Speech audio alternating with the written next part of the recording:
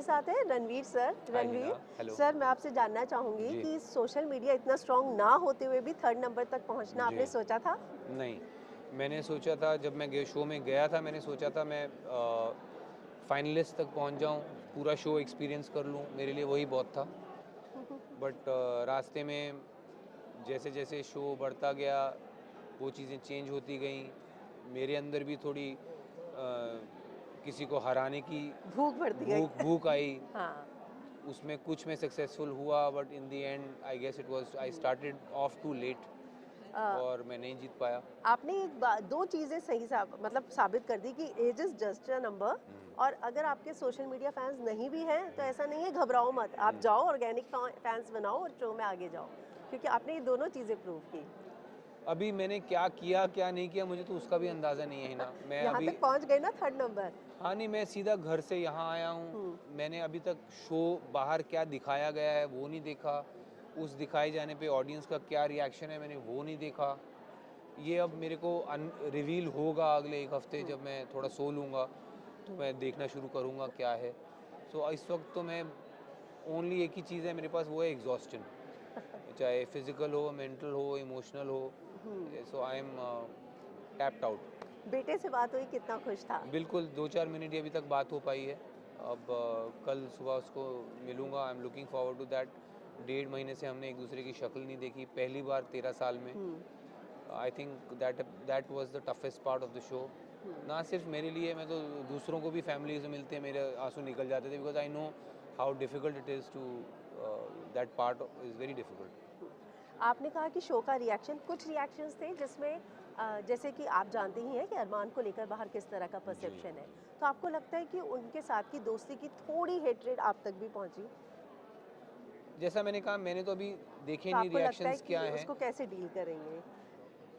You mean हम people हे polygamy को, वो लोगों का पीपल कहना था। Hating me because I am या अरमान्स फ्रेंड? बिकॉज यस, क्योंकि वो भी फिर पॉलीगैमी को, ये तो ज़्यादती हाँ, पे ज़्यादती हो गई ना।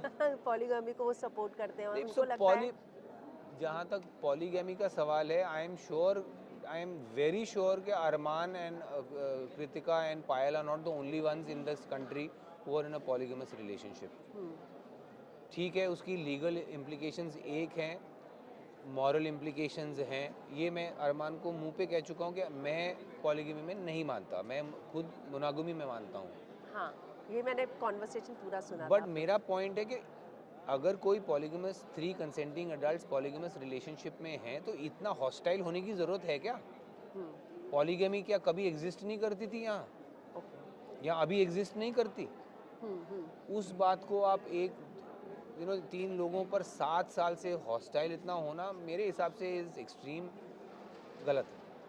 सना की मैं बात करूं तो सना से आपकी शुरुआत में बनी, फिर नहीं बनी, लेकिन आज वो ट्रॉफी के साथ जी। खड़ी हैं। तो आपको लगता है कि लोगों का प्यार उसे बाहर मिल रहा था इतना, मिल मतलब ही रहा होगा अगर अगर वोट्स मिली हैं तो डिजर्विंग मानते हैं? लोगों का प्यार पता नहीं बट बिग बॉस का तो प्यार मिल ही रहा है। और डिजर्विंग लगी आपको? नहीं मेरे हिसाब से उससे कहीं ज़्यादा डिज़र्विंग लोग थे। मैं ये नहीं कहूँगा कि वो डिज़र्विंग नहीं है, हाँ। बट उससे ज़्यादा डिज़र्विंग लोग थे। जैसे कि? अरमान, नेज़ी, मैं। और कोई जो वहां पे सामने की तरफ बैठे थे जो निकल गए थे, शिवानी, लवकेश, विशाल? Not really. नहीं। Okay.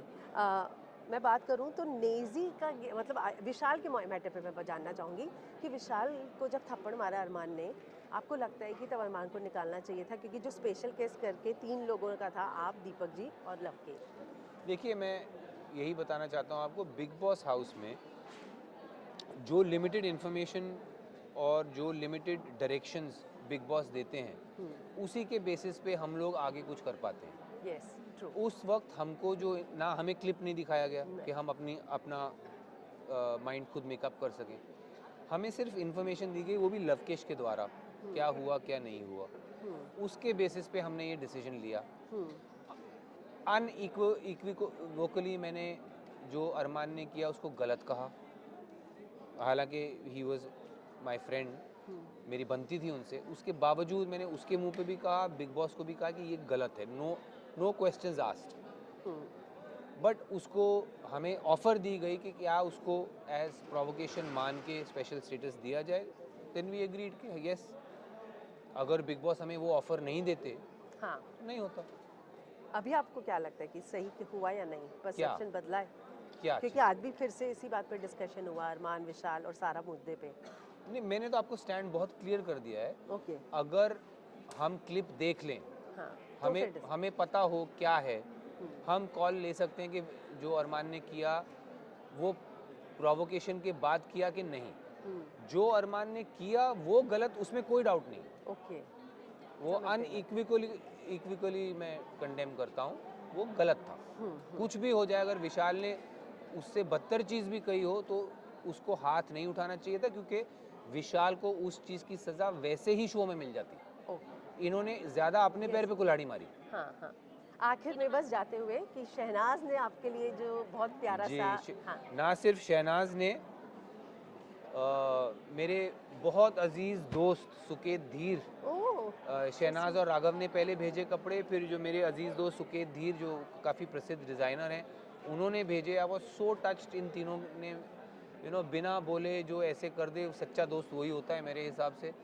So I was really touched, और जैसे ही मुझे मौका मिलेगा कल, I am going to message them, call them and thank them from the bottom of my heart. Thank you sir and all the thank you best for Hina. Your